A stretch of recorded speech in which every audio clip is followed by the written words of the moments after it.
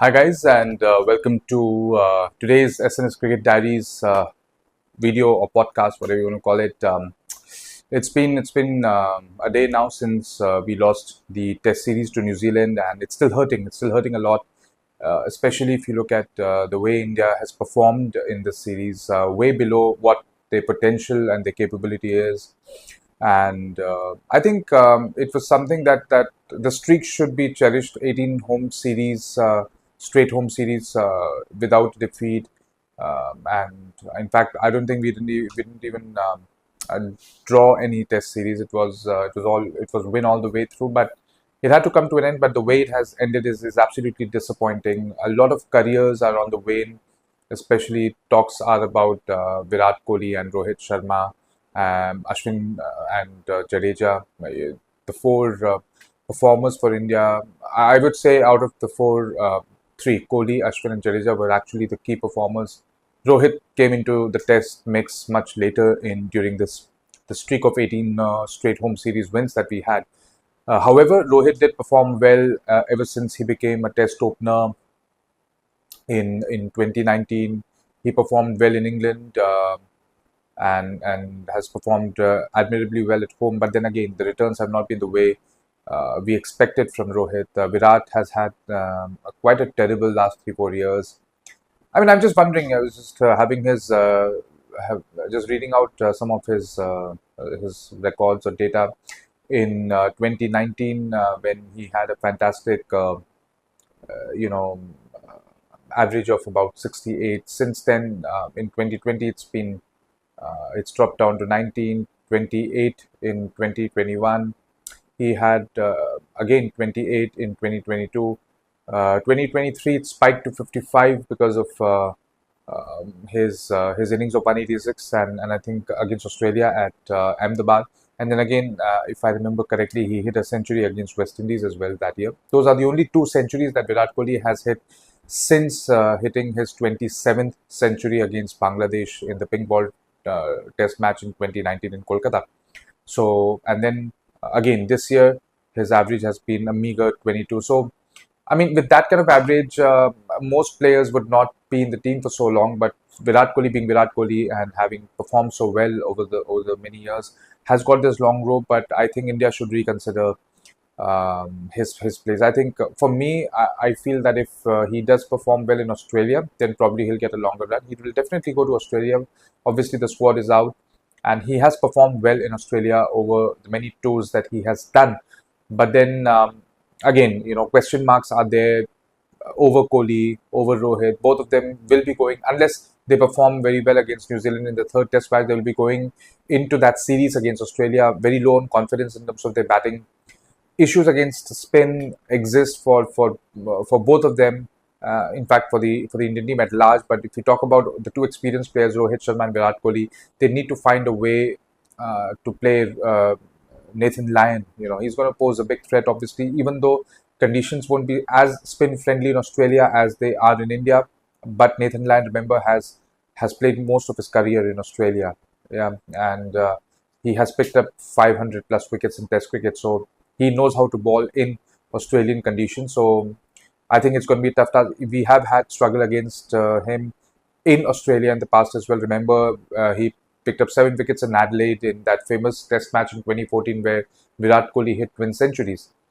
So I think if you look at the Indian squad that has been selected, I just feel somehow that if Shami can perform in domestic cricket, is able to overcome his injury and perform, he might still just be available in time for the first Test match if they plan to make a change.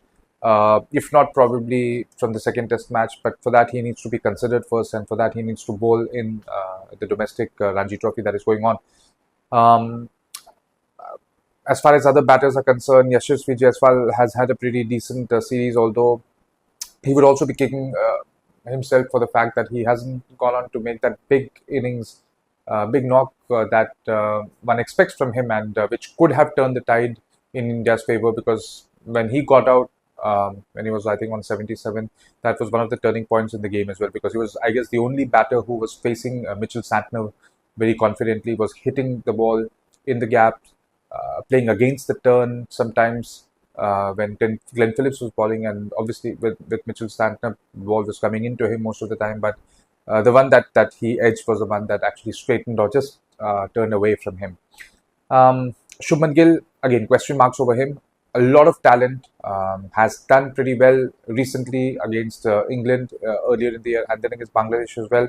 But again, it'll be a big test for him in Australia. Remember, he has played in Australia before in that famous 2020-2021 series, hit a 91 in Gabba, so that will hold him in good stead. But again, a lot of question mark over him, his temperament, his skills. It will be put to the test against likes of Mitchell Starc, Josh Hazelwood, and Pat Cummins. Middle order looks a bit iffy. We don't know how Sarfaraz Khan will perform. KL Rahul, again, going not with too much of confidence, has been dropped in the current series. So a lot of question marks. We don't have Pujara, we don't have Rahane now.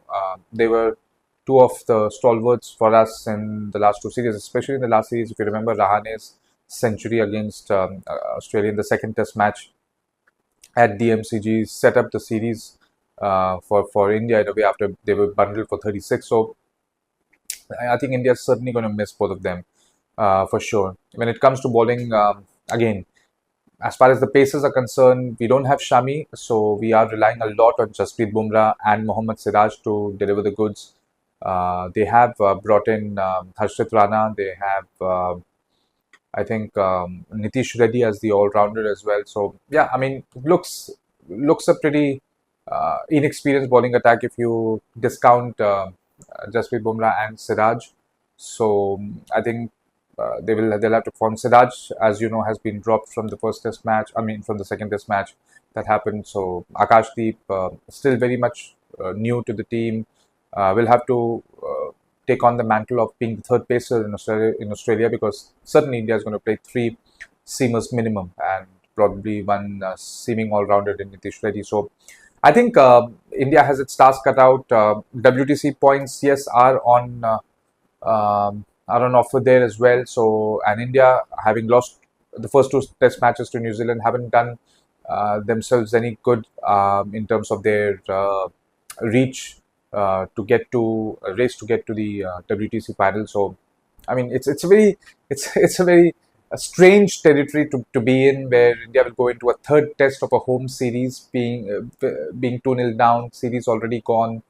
I just hope that it doesn't happen 3-0. It'll be like something that will send shockwaves across the cricketing world if India loses 3-0 to anyone in their home conditions.